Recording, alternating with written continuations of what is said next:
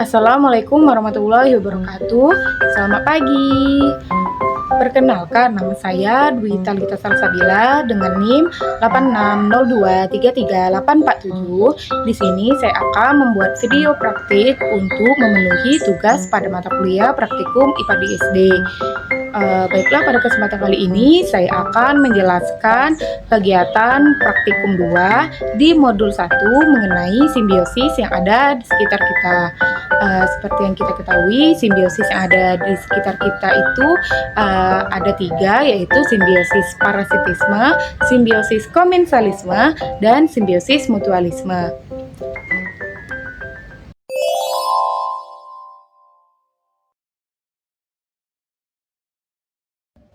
Ulat dan daun termasuk dalam simbiosis parasitisme karena ulat diuntungkan dengan memperoleh makanan dari daun, sedangkan daun dirugikan karena daun menjadi rusak dan mengganggu proses fotosintesis.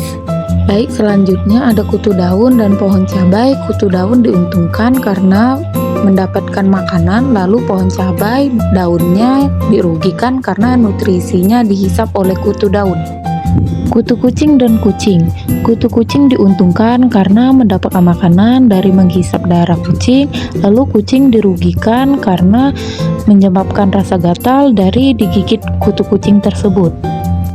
Nyamuk dan manusia.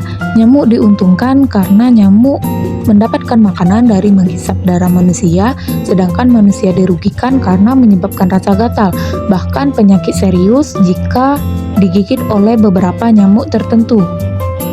Kutu rambut dan manusia, di mana kutu rambut diuntungkan karena mendapatkan tempat tinggal dan mendapatkan makanan dari darah manusia, lalu manusia dirugikan karena menyebabkan rasa gatal dari gigitan kutu tersebut. Daun sirih dan tumbuhan termasuk dalam simbiosis komensalisme karena daun sirih hanya merambat di tumbuhan untuk tempat tinggal dan tumbuhan tidak diuntungkan ataupun tidak dirugikan. Hal ini juga berlaku pada tumbuhan paku dan pohon kopi, di mana juga termasuk dalam simbiosis komensalisme. Sarang laba-laba dan pohon, laba-laba mendapatkan tempat untuk membuat sarang, pohon tidak mendapatkan pengaruh apapun dari sarang laba-laba. Selanjutnya katak dan tanaman lebat. Katak mendapatkan tempat yang aman untuk berlindung, lalu tanaman tidak dirugikan maupun diuntungkan karena tidak mengalami kerusakan apapun saat katak menumpang. Yang terakhir yaitu sarang burung dan pohon. Burung membuat sarangnya di pohon sebagai tempat tinggal, sedangkan pohon tidak mendapatkan manfaat ataupun dirugikan.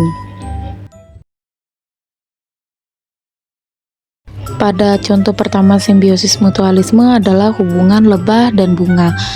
Mereka sama-sama diuntungkan, lebah mendapatkan nektar atau makanan, lalu bunga terbantu dalam proses penyerbukan. Selanjutnya cacing tanah dan tanaman yang saling menguntungkan. Cacing tanah mendapatkan tempat tinggal dan sumber makanan, lalu tanaman diuntungkan dengan tanah menjadi subur yang membuat tanaman bisa bertumbuh dan berkembang dengan baik. Simbiosis mutualisme selanjutnya yaitu kutu daun dan semut. Kutu daun menghasilkan cairan manis yang disukai semut dan menjadi makanan bagi semut, lalu sebagai gantinya semut melindungi kutu daun dari musuh seperti kepi. Lalu contoh lainnya yaitu manusia dan tumbuhan, di mana saling menguntungkan.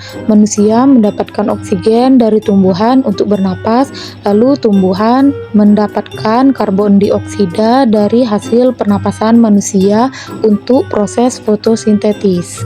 Contoh terakhir dari simbiosis mutualisme adalah hubungan antara manusia dan kucing yang saling menguntungkan. Manusia mendapatkan keuntungan karena kucing bisa mengusir hama seperti tikus dan ular di sekitar rumah. Lalu keuntungan bagi kucing, kucing mendapat tempat tinggal dan mendapatkan makanan dari manusia.